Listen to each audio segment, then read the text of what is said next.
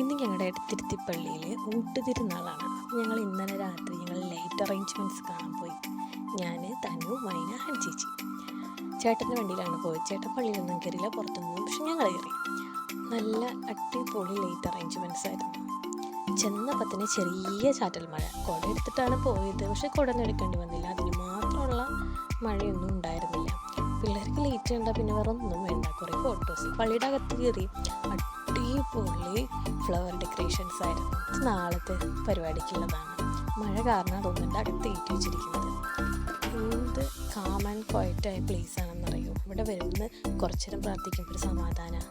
അത് കഴിഞ്ഞ് ഞങ്ങൾ പുറത്തിറങ്ങി മെഴുകുതിരിയെ കത്തിച്ചു. ആവശ്യം നടന്നതിൻ്റെ സ്മരണയ്ക്കുമായിട്ട്. ഇവിടെ ബാക്കിയുള്ളവരുടെ കുറേ ക്യാൻഡിൽസ് കെട്ടുപോയിട്ടുണ്ടായിരുന്നു. അതൊക്കെ ഞങ്ങൾ കത്തിച്ചു. കാരണം നമ്മുടെ പ്രാർത്ഥന വല്ല അവരുടെ കേട്ടോട്ടെ എന്ന് കരുതി. ഇതാണ് നമ്മുടെ പുറത്തുള്ള ലൈറ്റ് അറേഞ്ച്മെൻറ്റ്സ്. അടിപൊളിയാണ്. അത് കഴിഞ്ഞിട്ട് ഞങ്ങൾ പോന്നു. മിച്ചുവിന് ഊട്ടുതിരുന്നാളിന് സ്പെഷ്യൽ സബർ ജെല്ലീസാണ്. അപ്പോൾ ഞങ്ങളത് മേടിക്കാമെന്ന് കരുതി അവിടെ പോയി. കുറച്ച് മേടിച്ചു. നല്ല വിലയായിരുന്നു. അപ്പോൾ കുറച്ചേ മേടിച്ചുള്ളൂ. അത് കഴിഞ്ഞ് ഞങ്ങൾ പള്ളിയിൽ നിന്ന് നേർച്ച പാക്കറ്റ്സ് മേടിച്ചിട്ടുണ്ടായി. അതും കഴിച്ചു. അത്രയേ ഉള്ളൂ. അപ്പോൾ ബായ്.